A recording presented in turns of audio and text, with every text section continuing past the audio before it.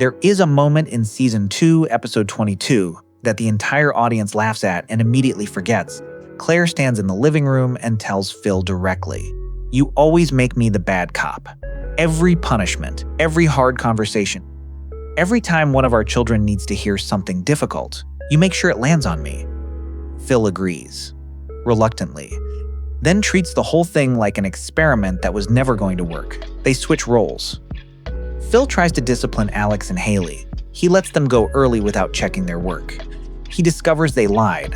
Then he leaps onto a moving car, duct tapes their laptops shut, forces them to clean his bathroom too. By the end of the episode, both Phil and Claire agree to go back to normal, meaning Claire is the bad cop again. The show laughs. The audience laughs. And nobody stops to ask the obvious question: was Phil Dunphy's humor actually helping his family? Or was it hiding something nobody ever stopped to question? That is what this whole video is about, and the pattern starts in the very first episode. Season 1, Episode 1. Luke shoots Alex with a BB gun. Claire tells Phil to deal with it. Phil looks at Luke and says, "Buddy, uncool." 2 words. Claire steps in, reminds Phil of their agreement, and carries the actual consequence forward herself. Phil does not say no. He just says as little as possible and waits. The show frames it as comedy. Phil accidentally shooting everyone in sight. Funny, chaotic, classic Phil, but underneath the chaos is the same dynamic that plays out across 11 seasons. Claire initiates, Claire enforces. Phil often seemed more comfortable making people laugh than disappointing them. But here's what most people miss. That is not just conflict avoidance. That is something with a name. Season 1, Phil is in the living room with Haley, turns to the camera, and explains his philosophy. Act like a parent, talk like a peer. I call it peerenting. I learned it from my own dad, who used to walk into my room and say, "What's up, Swethog? Stop there." Phil does not just avoid conflict. He has built an entire identity around being on the same side as his kids, not above them, beside them. And that identity only functions if someone else is willing to stand above them when it counts. Every time Phil acts like a peer, Claire has to act like 2 parents. What happens next changes everything. Season 2, Episode See You Next Fall. Phil and Claire are stuck outside Jay's house while Alex's middle school graduation starts without them. Claire breaks down. She asks Phil something specific. "Do you remember when you used to come home from work and Haley would meet you at the door in her little Aladdin pajamas? She would stick her arms up and say, 'Daddy, Daddy, take me on a magic carpet ride.' When was the last time Haley was that excited to see you?" Phil goes quiet, then says, "I don't remember." Claire remembers the pajamas. Claire remembers the exact words. She has been tracking that loss for years. Phil cannot even locate when it happened. It almost feels like Claire was measuring that distance long before Phil noticed it existed. But here is the part I want to slow down on. Because before this becomes a takedown, something important needs to be said. Phil stays up with Alex when she is struggling. He drives across town for Haley without being asked. He builds Luke's confidence in small moments across every season. Season after season, there are genuine scenes of warmth that feel real and earned. His love was never the question, which is exactly what makes the next part uncomfortable, because Phil's need to be liked is not just a parenting style. It has one very specific target. And that target is Jay Pritchett. The show confirms it plainly. Phil tries really hard to gain approval from Jay.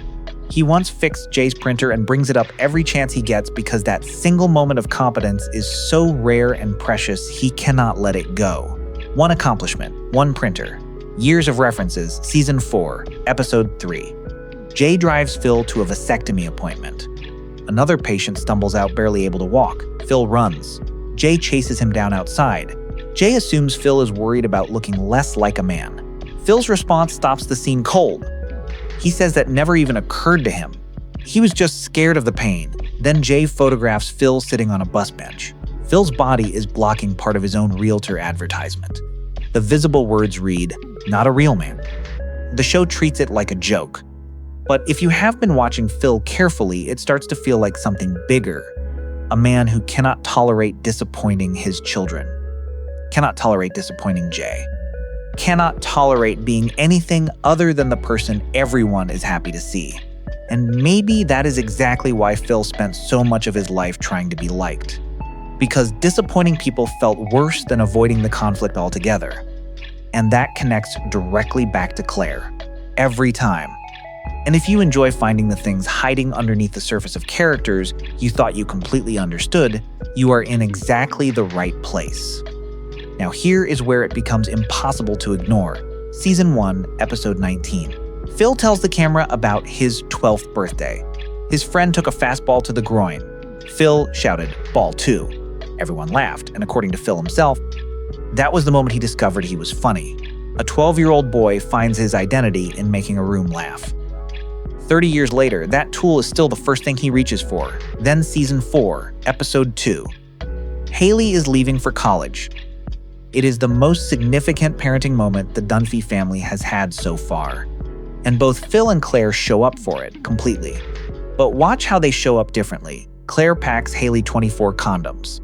She has thought practically about what her daughter will actually face alone. She is uncomfortable doing it. She does it anyway. Phil writes Haley a book. He calls it Philosophy. It is full of life lessons like watch a sunrise at least once a day, and if you love something, set it free, unless it's a tiger. It is warm, it is charming. It is entirely about how Phil sees the world, not about what Haley will need to navigate it. Both parents love Haley equally, no question. But one of them packed for the world Haley was actually walking into, and one of them packed for the world Phil wished she was walking into. Haley calls them on the drive home. She says she loves the book. Phil gets the emotional moment.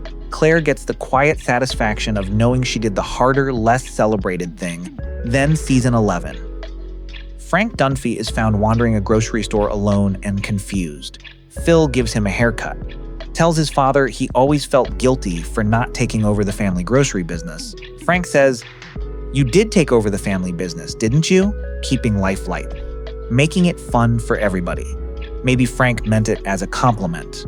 But it also explains a lot about Phil, because Frank, who the show describes as kind, easygoing, someone who used humor as his own coping mechanism, just confirmed for his son that keeping things light is the inheritance.